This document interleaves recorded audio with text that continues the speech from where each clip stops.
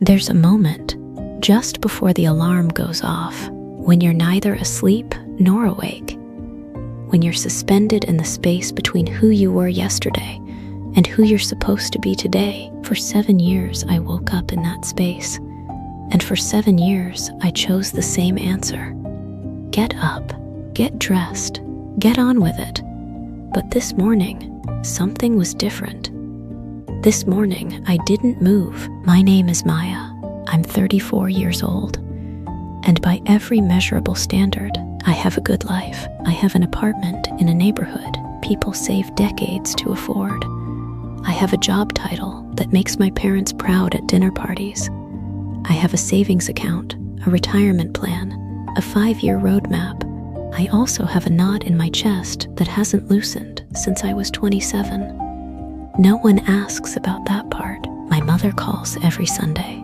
Same time, same questions. Are you seeing anyone? Have you thought about settling down? Your cousin just had her second baby. She doesn't ask these questions to hurt me. She asks because she loves me. Because in her world, the world she built for herself, these are the markers of a life well lived. Marriage, children, stability, legacy, the script that I've been reading from my entire life. Even when the words didn't feel like mine. At work, I'm the person who has it together. Deadlines met, meetings led, problems solved. But there's a version of me that exists only in the bathroom stall on the 3rd floor.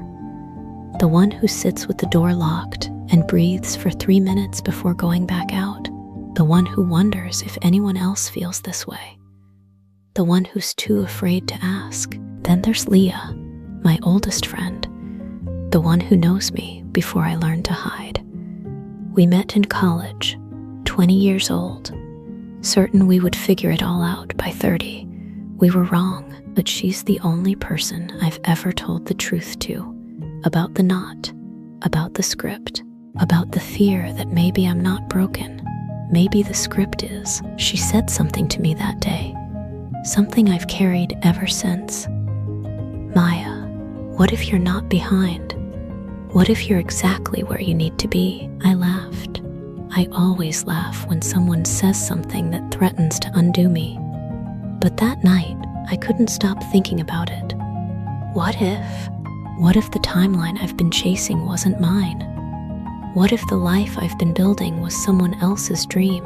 I started writing, not for anyone else, just for me. Page 1. What do I actually want? I stared at that question for an hour. Then I realized I didn't know, not because I had no desires, but because I'd spent so long wanting what I was supposed to want that I'd forgotten how to hear my own voice. So I started smaller. What makes me feel alive? What makes me feel tired? What would I do if no one was watching? The first thing I let go of was the easiest. Clothes I wore to impress people I didn't like. Then came the harder things. Invitations I accepted out of obligation. Relationships I maintained out of fear. Goals I pursued out of expectation. Each one felt like losing something. But slowly, I began to understand. I wasn't losing. I was making room. I told my mother I wasn't coming home for Christmas. Her silence was louder than any argument. I don't understand, she said. I know, I answered, but I need you to trust me. It was the hardest conversation of my life, and the most honest. After we hung up, I cried, not from guilt, from grief. Grief for the daughter she expected. Grief for the version of me I was leaving behind, but also, for the first time, grief that felt like mine. I started taking walks. No destination, no podcast, no purpose. Just me and the sound of my own footsteps. At first, my mind raced. All the things I should be doing, all the ways I was falling behind. But slowly, something shifted. The noise quieted. The knot loosened, and in the space it left behind, something new began to grow. Not answers, not yet, but curiosity. And that was enough. I started seeing someone, a therapist. Not because I was broken, but because I was becoming. She asked me a question I'll never forget. If you could design your life without any expectations, from your family, from society, from yourself, what would it look like? I didn't have an answer then, but for the first time, I wanted to find one. I started creating again, not for a portfolio, not for approval, just because it made something inside me feel awake. Some days, I made nothing, and that was okay too. The point wasn't productivity, it was presence. Being here, now, in this body, in this life, not the one I was supposed to have, the one I actually have. Leah came to visit. 3 months after I started saying no, she looked at me differently, not because I had changed, but because I'd stopped hiding. "You look lighter," she said. I hadn't lost weight. I'd lost weightlessness, the burden of pretending. We sat on my balcony until the sun went down, not talking about what's next, just being here, now.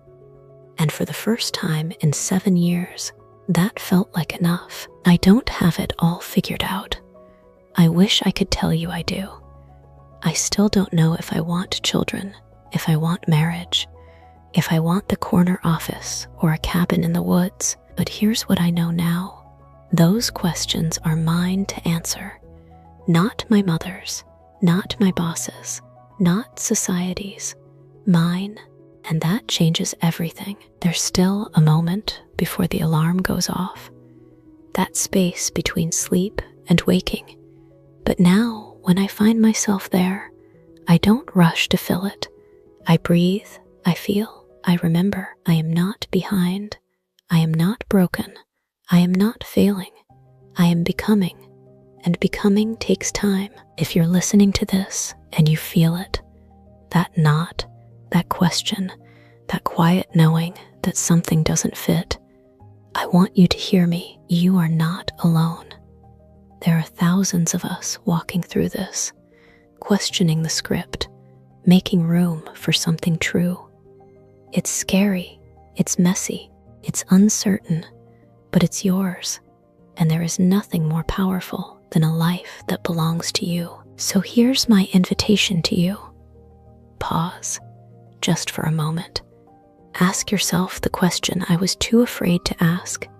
What if you're not behind? What if you're exactly where you need to be?